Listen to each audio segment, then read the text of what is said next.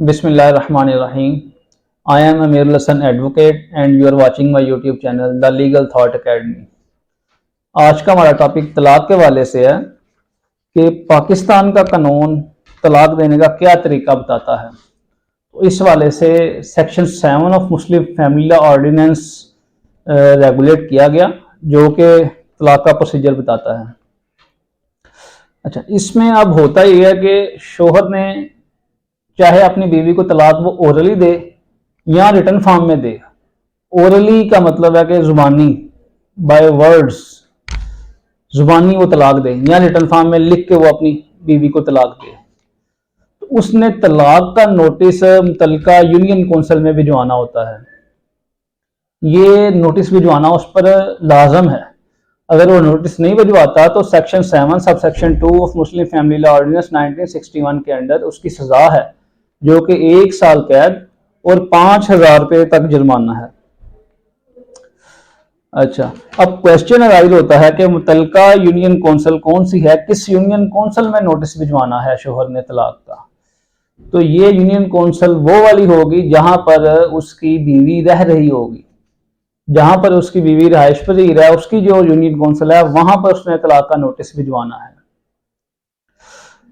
अगर बीवी पाकिस्तान में रह ही ना रही हो तो फिर क्वेश्चन जाहिर होता है कि फिर किस यूनियन कौंसिल में हम नोटिस भिजवाएंगे तलाक का। तो फिर तलाक का नोटिस उस यूनियन कौंसिल में भिजवाएंगे जहां पर मियां बीवी दोनों इकट्ठे रह रहे हों, लास्ट टाइम इकट्ठे हो रहे हों। तो वो आमतौर पर चूंकि बीवी अपने शोहर के घर ही रहती है तो लास्ट टाइम इकट्ठे वहीं पे रहे होंगे, तो शोहर ने अपनी मुतल्लिका यूनियन कौंसिल को ही नोटिस तलाक का फिर भिजवा देना होता है। उस सूरत में अगर बीवी पाकिस्तान में मौजूद ना हो, यहाँ पे रह ही ना रही हो, वो बाहर चली किसी और मुल्क में रह रही हो। अगर पाकिस्तान में रह रही है फिर वो जिस इलाके में रह रही है उसकी मुतल्लिका यूनियन कौंसिल को अपने तलाक का नोटिस भिजवाना है। अच्छा, अब आपने नोटिस भी भिजवा दिया, अब यूनियन कौंसिल आगे क्या प्रोसीजर अडॉप्ट करेगी। यूनियन कौंसिल का जो चेयरमैन होगा वो आपके नोटिस के रिसीव होने के 30 दिन के अंदर अंदर एक सालसी कौंसिल मुकर्रर करेगा ताकि आपकी मिसालियत कराई जा सके। सालसी कौंसिल कैसे मुकर्रर होगा? सालसी कौंसिल में टोटल 3 लोग होते हैं। एक नुमाइंदा शोहर की तरफ से होता है, एक नुमाइंदा बीवी की तरफ से होता है, और सालसी कौंसिल का एक चेयरमैन भी होता है। उसका चेयरमैन वही होता है जो यूनियन कौंसिल का चेयरमैन होता है। तो यूं चेयरमैन और एक नुमाइंदा बीवी की तरफ से और एक नुमाइंदा शोहर की तरफ से, ये 3 लोग मिलकर सालसी कौंसिल बनाते हैं। तो इस तरह ये सालसी कौंसिल जो है ये मियां बीवी के दरमियान मुसालियत की कोशिश करता है। अगर मुसालियत कामयाब हो जाती है फिर तलाक का नोटिस कैंसिल हो जाता है और वो मियां बीवी दोबारा से अपनी फिर अज़दवाजी जिंदगी तल्लुक शुरू कर देते हैं। और अगर ये मुसालियत कामयाब नहीं होती तो फिर यूनियन कौंसिल पाबंद है कि 90 दिनों के अंदर अंदर तलाक का मौसर सर्टिफिकेट इशू करे।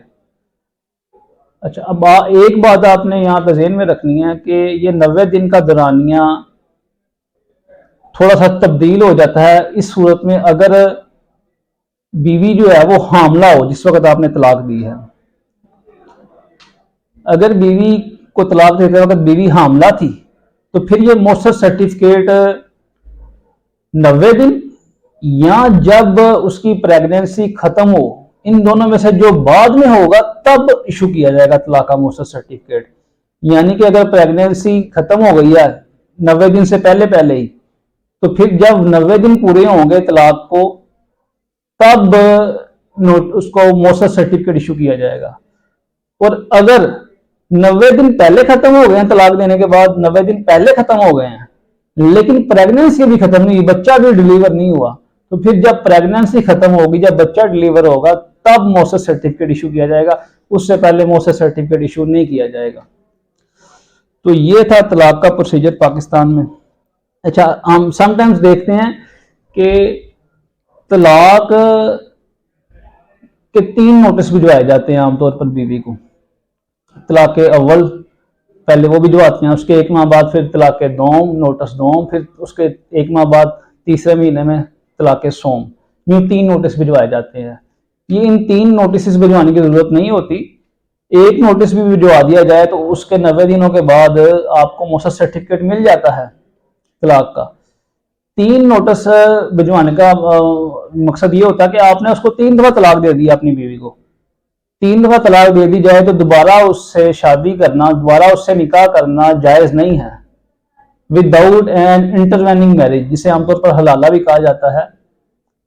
तो एक नोटिस ही भिजवाना काफी होता है, उसके 90 दिनों के बाद आपको मौसर सर्टिफिकेट मिल जाता है। और फिर इसके बाद भी अगर 90 दिनों के बाद मौसर सर्टिफिकेट मिल भी गया है तो भी अगर आपने दोबारा से शादी, दोबारा से रुजू करना है एक दूसरे की तरफ, तो आप एक नया निकाह करेंगे नए हकमैर के साथ, तो दोबारा आप अज़दवाजी तल्लुक में आ जाएंगे।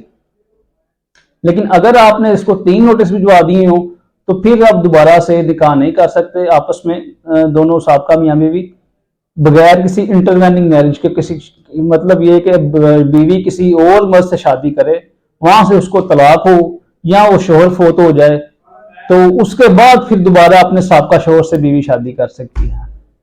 ये था आज का तलाक का टॉपिक। अगर आपका तलाक के रिलेटेड कोई क्वेश्चन है तो आप कमेंट्स में पूछ सकते हैं। Thank you.